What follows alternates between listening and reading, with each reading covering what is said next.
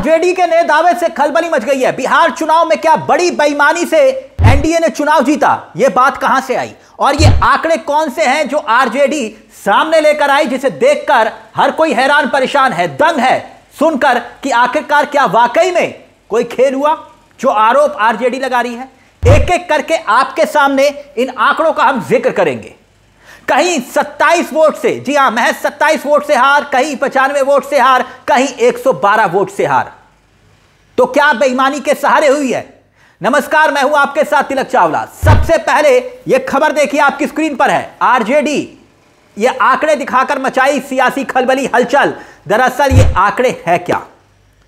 खबर पहले आंकड़ों पर ही आते हैं और एक एक आंकड़े करके हम आपके सामने रखेंगे। 3 आंकड़े हैं। आंकड़ा नंबर 1, नबीनगर विधानसभा सीट। देखिए यहां आरजेडी का प्रत्याशी हारता है महज 112 वोट से। 112 वोट से हार। आप कहेंगे कि भाई 112 वोट से हार हो या 12 से हो या फिर 12,000 वोट से हो, हार तो हार होती है, बिल्कुल सही। मगर आगे देखिए, आरजेडी जो दावा कर रही है, तेजस्वी यादव की पार्टी जो दावा कर रही है, ये आंकड़ा देकर कि 112 वोट से हार तो हुई मगर 132 पोस्टल वोट रिजेक्ट कर दिए गए।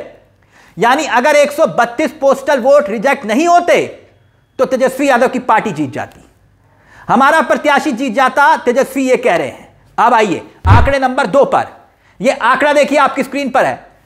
आगेनआव विधानसभा है, इस सीट पर महज 95 वोट से हार होती है महागठबंधन के प्रत्याशी की, 95 वोट से। अब देखिए दावा यह कि 175 पोस्टल वोट यहां पर रिजेक्ट कर दिए गए ताकि एनडीए के प्रत्याशी को जिताया जा सके। इसके बाद आंकड़े नंबर 3 पर आइए। आंकड़ा नंबर 3 आपकी स्क्रीन पर है। देखिए यह है संदेश विधानसभा, महज 27 वोट से प्रत्याशी हार गया आरजेडी का, 27 वोट से, सोचिए। और दावा यह कि 360 पोस्टल वोट रिजेक्ट कर दिए गए। यानी आरजेडी इन 3 विधानसभा सीटों का आंकड़ा रखकर दावा कर रही है कि पोस्टल बैलेट जानबूझकर रद्द किए गए, रिजेक्ट किए गए, ताकि महागठबंधन का उम्मीदवार चुनाव हार जाए, एनडीए का जीत जाए। और यह पहली बार नहीं है, इससे पहले भी तेजस्वी यादव की पार्टी, कांग्रेस की पार्टी ने लगातार यह आरोप इल्जाम लगाए चुनाव आयोग पर कि नतीजों में गफले हुए हैं। कुछ और आंकड़ों पर भी हम आए, मगर उससे पहले आरजेडी ने बकायदा खुद एक्स पर ट्वीट किया है और एक्स पर ट्वीट करते हुए, सोशल मीडिया पर ट्वीट करते हुए यह दावा किया है कि महागठबंधन को जबरन बेईमानी से कई सीटें हरा दी गई। बकायदा पोस्ट में क्या लिखा है अब वो देखिए, जबरन बेईमानी से हराई गई सीटों को झकझोरने वाले आंकड़े। और ये आंकड़े क्या हैं उसका जिक्र हम कर चुके हैं आपके सामने एक एक करके। मगर पहले कई और आंकड़ों पर हम आए जिसे देखकर हर कोई दंग हुआ था। अब याद करिए एक और वाकया। हेडलाइन देखिए आपकी स्क्रीन पर है और यह भी खूब सुर्खियों में रहा था मामला। क्यों? क्योंकि हेडलाइन देखिए, बिहार चुनाव रिजल्ट, 2 डिप्टी सीएम सहित 13 विधायकों को मिले एक जैसे वोट, कांग्रेस ने उठाए सवाल। यानी जब नतीजे आए तो 13 विधायक, सबको एक जैसे आंकड़े दिखाई दिए। वो स्क्रीन पर आपकी देखिए, सत्ताधारी दल के 5 विधायक, 5 बड़े विधायक और वोटों की संख्या, सबको एक जैसा आंकड़ा। कौन कौन है इसमें देखिए, उप मुख्यमंत्री, कैबिनेट मंत्री, 2 विधायक, ये सब इत्तेफाक था क्या? सम्राट चौधरी का वोट एक जैसा आपको दिखाई दे रहा होगा, विजय सिन्हा का वोट एक जैसा दिखाई दे रहा होगा। और थोड़ा सा नीचे देखिए आप, नीरज कुमार सिंह का वोट एक जैसे, वीरेंद्र सिंह का वोट हूबहू और कृष्ण कुमार ऋषि का वोट, सबको एक जैसा आंकड़ा यहां पर दिखाई दिया। तो कांग्रेस ने यह इल्जाम लगाया कि यह संजोग है या प्रयोग है। ऐसे में आंकड़े खूब वायरल हुए थे।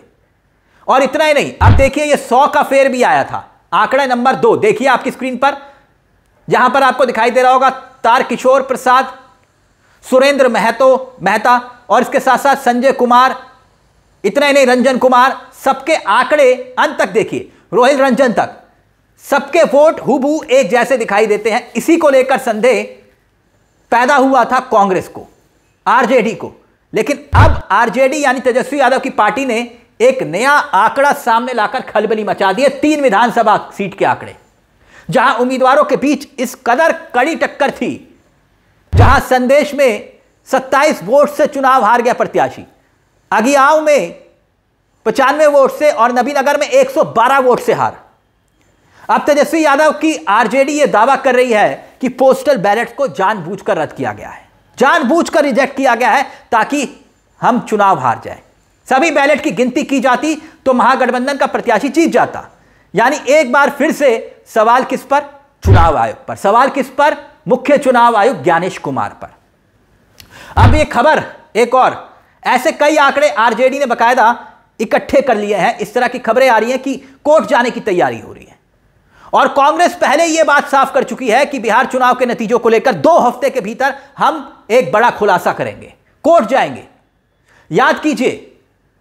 याद कीजिए बात यहीं पर खत्म नहीं होती। आरजेडी के बड़े चेहरे, उनका बयान देखिए, आपकी स्क्रीन पर है। यह है जगदंदानंद सिंह, यह प्रदेश अध्यक्ष यानी कि पूर्व प्रदेश अध्यक्ष है ये आरजेडी के।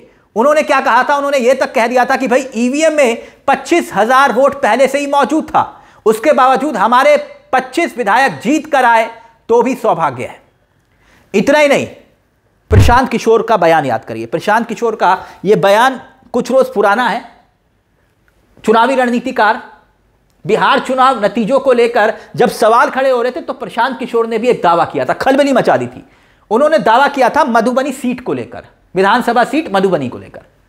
दावा यह कि इस सीट पर उपेंद्र कुशवाहा की पार्टी के उम्मीदवार की जो जीत हुई है ना, वो हैरान इसलिए करती है क्योंकि पार्टी का सिंबल लोग जानते ही नहीं थे और वहां जीत अप्रत्याशित कैसे हो गई। प्रशांत किशोर का यह बयान, पुराना बयान एक बार फिर से सुनिए। और क्या यह भी यही कह रहे हैं कि यह जीत संजोग नहीं प्रयोग है? सुन लीजिए। मैं आपको खुली चुनौती दे रहा हूं, आज चलिए मधुबनी। मैं 3 दिन से प्रेस इसलिए नहीं कर रहा हूं कि मैंने अपने लोगों को वहां भेजा है और मधुबनी में मैंने कहा भाई पूछो तो कि उपेंद्र कुशवाहा जी के पार्टी का सिंबल क्या है। 30% लोग को सिंबल नहीं मालूम है कि सिंबल क्या है और उनको 1 लाख से ज्यादा वहां वोट आया है। मुझे उपेंद्र कुशवाहा जी से कोई लड़ाई नहीं है, उनको उनके पार्टी के प्रत्याशी से कोई मुझे लेना देना नहीं है।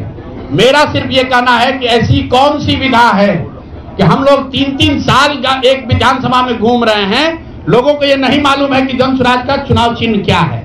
और ये लोग 10 दिन चुनाव के पहले आए, उस पार्टी का नाम मधुबनी शहर में लोग नहीं जानते हैं, उस पार्टी का सिंबल घर घर पहुंच गया और उसको 1 लाख। मतलब आरजेडी ने नए आंकड़े रखकर एक बार फिर से नई सियासी बहस को छेड़ दिया है। बहस पुरानी है लेकिन आंकड़े नए हैं कि जानबूझकर पोस्टल बैलेट्स को रद्द किया गया। कांग्रेस की प्रवक्ता सुप्रिया श्रीनेत ने भी कुछ दिनों पहले एक ऐसा ही आरोप लगाया था चुनाव आयोग पर, जबरदस्त संजोग का जिक्र किया था। देखिए क्या लिखा था सुप्रिया श्रीनेत ने। लिखा था कि ज्ञानेश जी, ये ईवीएम वाली 122 की सेटिंग का क्या माजरा है? 122। तो कांग्रेस कह रही है कि ये सब नतीजे जो सामने आ रहे हैं, अब जो रिसर्च हो रही है, ये संजोग नहीं हो सकता, ये जीत संजोग नहीं है। अब नए आंकड़े जल्द सामने लाने का दावा तक किया जा रहा है। यह पूरी कश्मकश, ये पूरी बहस के बीच आपको क्या लगता है कि क्या विपक्ष जो धांधली के आरोप लगा रहा है उसमें कुछ दम है? और अगर दम है तो विपक्ष कोर्ट क्यों नहीं जाता? यह भी एक बड़ा सवाल है। क्या विपक्ष आने वाले दिनों में कोर्ट जाएगा या कोर्ट जाना चाहिए? आपको क्या लगता है? अपनी राय हमें कमेंट बॉक्स में जरूर दीजिएगा।